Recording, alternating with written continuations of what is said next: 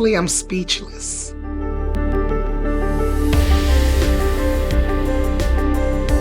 I'm the only parent out of all the counties on the juvenile reform system.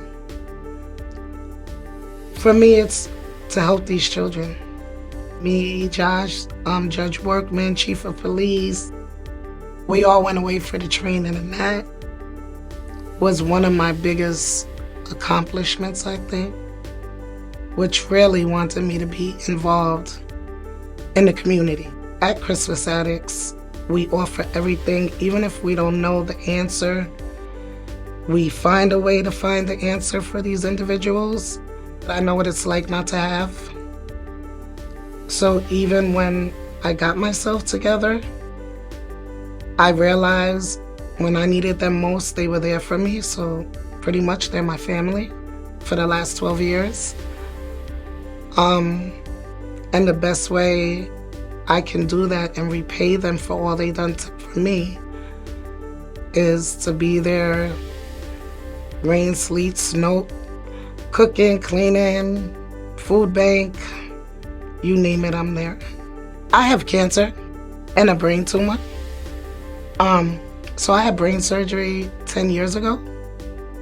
So it took a lot of my memory from me. Then I was diagnosed with another brain tumor 2 years after that. And just this 4th of July, I found out I have lung cancer. My kids laugh at me. They're like, Ma, you schedule your appointments around Crispus Attucks. I'm like, but they need me, right? And I know, I love going there. It's like, it genuinely makes my heart happy. I'm grateful, very grateful. And to hear my kids tell me how proud they are of me is the best part.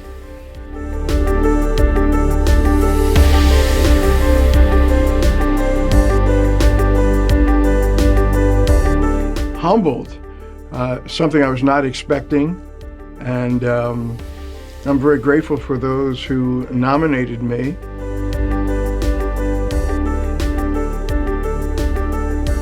Crispus Attucks has been an important part of my life and the life of my family and most of the people that grew up in my era. We were challenged to be the best that we could be. We were taught that there's no free lunch. We were also taught that we are winners and that we don't have to take a back seat to anyone. I think sometimes as young people, when we were living in the 7th Ward, we did face discrimination. Even in the southeast part of Lancaster, there was housing discrimination, employment discrimination, but we came up in an era, I was a teenager and a young adult in the 60s, and with the leadership of some of the pastors and people from the social agencies, we learned to overcome difficulties. My parents were very community-oriented. They were people of faith. They believed that it was more blessed to give than to receive.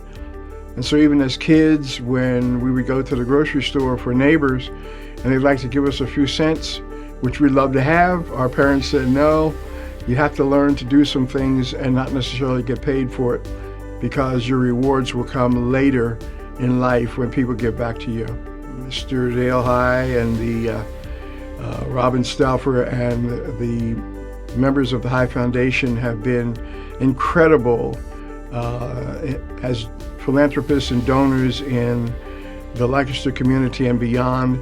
And I'd like to certainly thank them for selecting me. And I'm very appreciative of what they do. And I hope that I can live up to the standards that have been set by the High Foundation. I just thank God for the life of Dr. Martin Luther King Jr. I had the privilege of sitting in one of his speeches and also going to the March on Washington. And his being honored today is very fitting. The dream obviously has not yet been totally fulfilled, but we as a people have come a long way, and that's very gratifying.